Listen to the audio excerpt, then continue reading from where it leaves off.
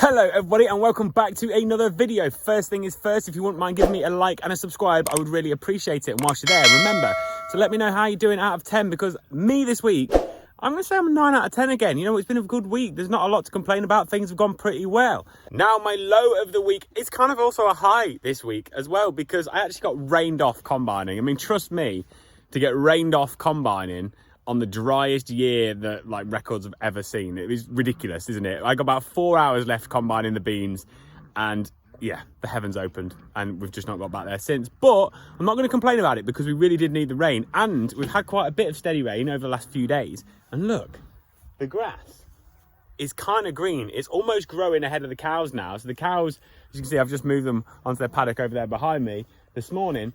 They've got a bit of grass and it's kind of getting in front of them, which is nice because it's gone from this desert brown to a nice shade of green, and things are growing quite well. So fingers crossed that we have a good bumper September and we can sort of try and keep these cows out a little bit longer into the winter and sort of mitigate some of those winter feed costs that we're gonna struggle with this year. But yeah, things are looking up. Now, earlier in the week, it wasn't quite as damp as it is right now, and it was actually still really hot and dry. And me and Dad went up to Thornton to do some improvements to the pen over there for when we're TB testing. I think it's a really good idea. Dad came up with it. I think it's going to make a massive difference. It's going to be really good. So go check it out, see what you think.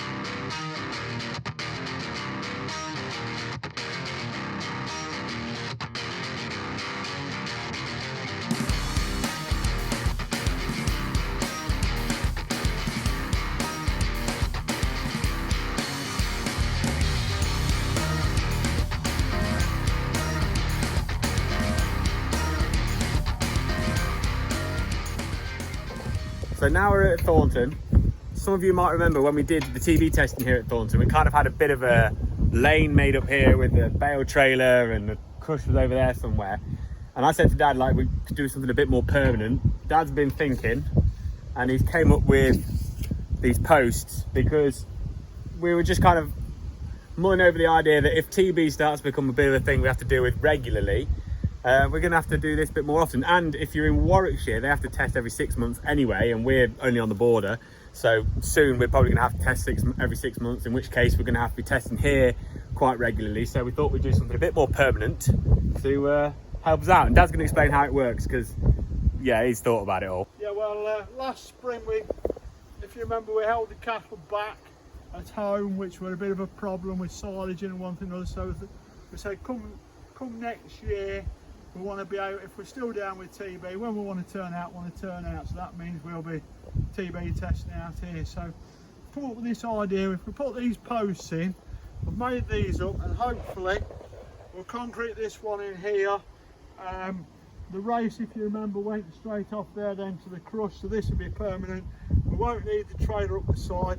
There'll be another post here behind James, just here, and then if we want to, we'll be able to clip 2 hurdles on here to come round out there and here, put another pipe on this gate post here. If we then put a set of hinges on this side of the post as well, we'll then be able to swing that gate inwards and come back to the latch, so we'll actually have a bit of a permanent pen there when we're doing it. So that should be a lot safer and a lot easier to work. We can also put on here, off this pillar to there, we can put a gate, and also on that one there, so we can actually catch them in the lane. And with it being a lane with the hurdles, when we're doing the second test, doing the reading, the vet should also be able to just reach through, and as long as we don't want to have to measure it, we'll be able to just do them in the race and let the group out. So that's the plan. So we've bought some sand and gravel, the generator and all the concrete mixing kit to concrete these posts in, because Dad's made these posts and they're out of an old stand that was in the shed. It had a water tank on top.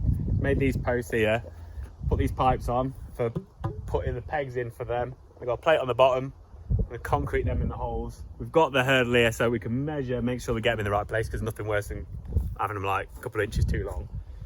And yeah, hopefully by the time we're done, you'll have a bit more idea what we're doing. Well, yeah, you'll kind of be able to see what's going on. So let's get on.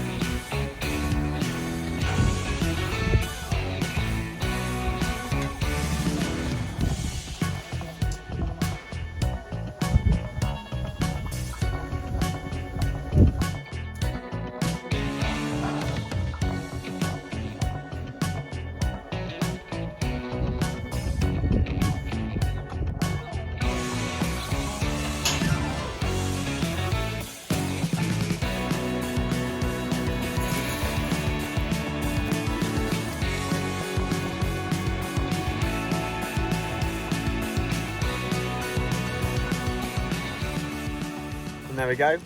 Got them all concreted in. I did say to Dad, if we ever wanted to, you could like hardcore that path or concrete it if we ever used it a hell of a lot, but should make a good job now, shouldn't it? Yeah, hopefully the light's better. Yeah. We'll know more in October. Yeah. Come October, yeah, we'll be having a go with it. You'll see it then. See it in action, but yeah, it's all... Phase 2, we've got to build some gates now for the... Yeah, hopefully. We said about putting some gates on here to latch back into there so that we can kind of have some, just some sort of, hold them in the race just to block the race off so they can't back out.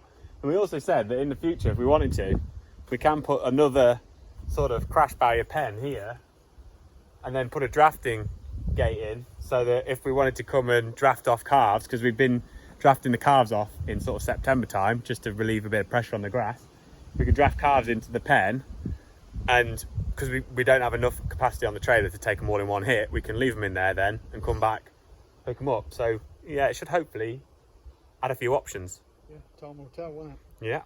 So, right. Dinner time. And that is it for another video, guys. Thank you very much for watching. If you enjoyed it, please give me a like and a subscribe. It massively helps me grow the channel. I really appreciate each and every one of you who do so. We're at like 2,600 odd subscribers now, which is absolutely alien to me. I know it's not massive in the grand scheme of things, but I can't believe that you guys all subscribe, and I really appreciate it. So thank you to each and every one of you. Also, remember to let me know how you're doing out of 10, and be honest, because don't go around telling me you're an 8 when you're a 2, because that's not going to help you out. The whole point is to get it off your chest, how you're feeling, and then we can chat and help you out and see if we can make it feel better. And if you feel great, well, great.